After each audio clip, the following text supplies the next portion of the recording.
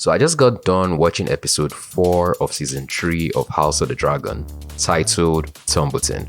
And I have to say that it is hard to believe that we're already halfway through the season, considering the fact that we're only going to be getting 8 episodes just like we did in the last one. So it kind of feels like everything is hurtling towards that ending. But as we usually do, I'm going to be going over all the details and different happenings in this particular episode. So if you know you haven't seen the episode and you don't want to be spoiled beforehand, then consider this your spoiler warning. So the episode opens in Tumbleton, as the title suggests, which is now under the control of Aemond Hightower and Daeron Targaryen. And we could see that his army had pretty much decided to set up shop there. It was kind of a strategic move that they made, choosing that particular town that was loyal to Team Black, knowing that Rhaenyra won't be willing to just come in with her dragons and burn them out. So this actually made strategic sense when you look at it in that way. But we could see the soldiers moving into the various houses, and we get a scene between Aemond Hightower, who are taking up in residence of Lord and Lady Footly. And the Footleys were pretty much not happy with him being there, but they still had to entertain him to ensure their survival and the survival of the town as a whole. And in this scene, we actually get to meet the real Daeron Targaryen, who, as it turns out, actually has dark hair.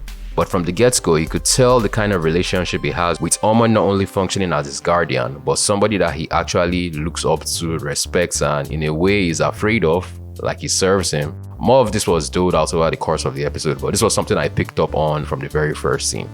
Over at King's Landing, we have Queen Rhaenyra holding a small council meeting with barely any members in attendance, and they were basically trying to decide the best way to root out the High Towers from Tumbleton. And during this meeting, Lord Orwell is accepted into Rhaenyra's council, retaining his title of Grand Maester. Rhaenyra then goes to speak with Alicent, looking to get any information that she can about Aemond.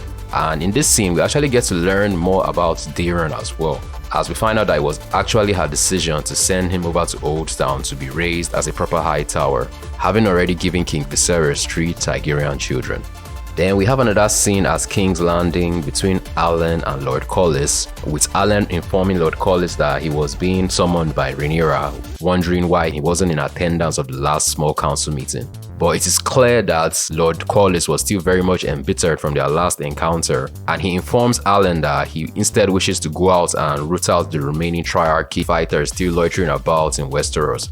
But he tells Alan that Alan can pretty much take his place since he no longer has a means of legitimizing him the way he wishes, but he still wishes to enhance his station, more or less. Then we check in with Lord Larys and Aegon, who are still on their way to Rook's Rest. And while they were going there, they stopped by at the final resting place of King Aegon's dragon, Sunfire. And I have to say that this scene was actually quite touching, because you could tell the amount of grief that Aegon still felt for what had happened to his dragon, and the fact that the dragon was just there. It had pretty much been turned into a tourist attraction, with people even collecting money just to see the dragon or touch it. And it was a very sad scene, just knowing that this was once a great beast that ruled the skies, and this was what it has been reduced to in its death.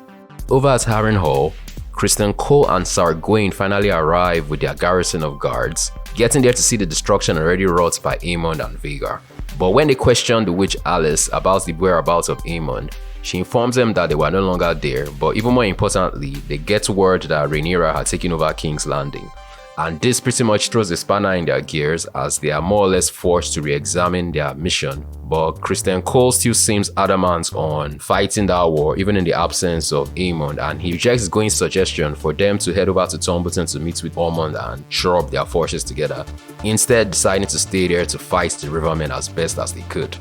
Back at King's Landing, Rhaenyra is seen looking at her father's old model of Old Valyria when Alan comes in to inform her of Lord Corlys' departure to hunt down the remnants of the Triarchy raiders. And during this scene, the two characters seem to bond over their individual relationships with their fathers, how they can both serve as a source of inspiration as well as being a source of their fury.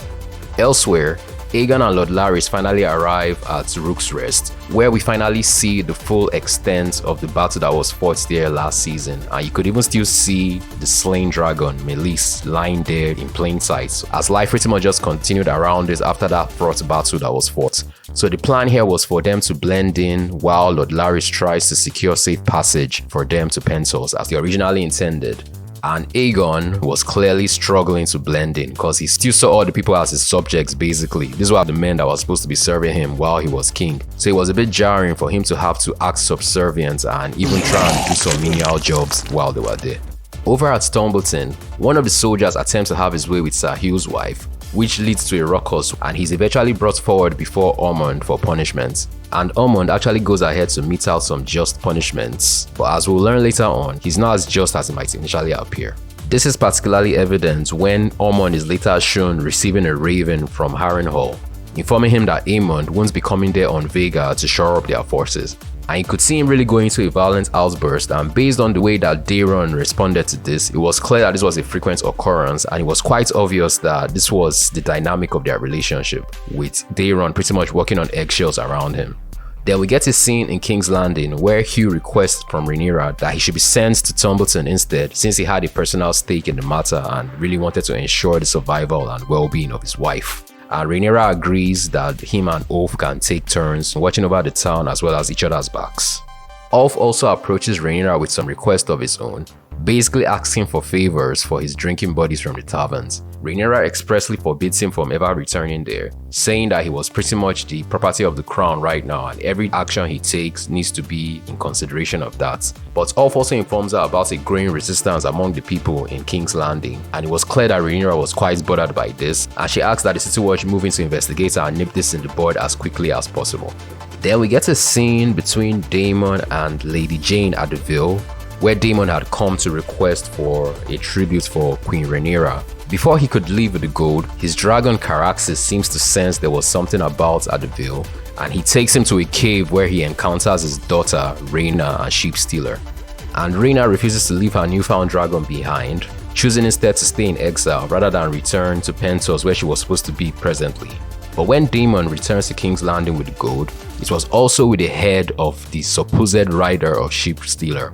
But Rhaenyra was clearly not satisfied with Daemon's justice, and it is obvious that this is a plot line that we haven't seen the last of, as I'm actually curious how everything will fan out. Then we get a scene where Rhaenyra honors her promise to Alicent, informing her that her father's body had been arranged to be transported to Old Town.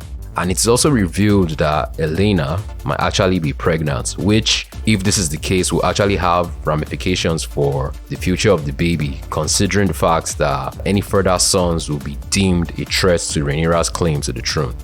Then the episode ends in Tumbleton, where Ormond reveals his plan to make Daeron king, seeing this as a means to restore order from the present state of chaos, as well as the fact that he will be a king modeled under the image of the Seven and Fate, with Ormond revealing his distaste for the Targaryens in general. And Daeron is forced to execute one of the accusers from earlier on, with his dragon Tessarion feeding on his remains. So looking at the episode as a whole, I like the fact that we now have this new potential villain in the form of Ormond Hightower, a great fall for Rhaenyra and everything she stands for. This is a character I feel could be on the same level as Daemon, with an equal mix of charisma as well as some insanity thrown in. And I'm quite curious to know how his plan is going to play out in the subsequent episodes. Speaking of which, I took a look at the episodes that are to come in the second half of the show, and from what was shown, it seems that a lot is going to happen because we have Aemond getting back into the game, as well as what looked like some very important battles that have to be fought. So yeah, I'm actually glad that the quality of the show hasn't taken any dips and we're actually still getting these new characters introduced this late in the game, and I look forward to seeing how all of it plays out in the weeks to come. Anyway, these are just my thoughts about episode 4 of season 3 of House of the Dragon.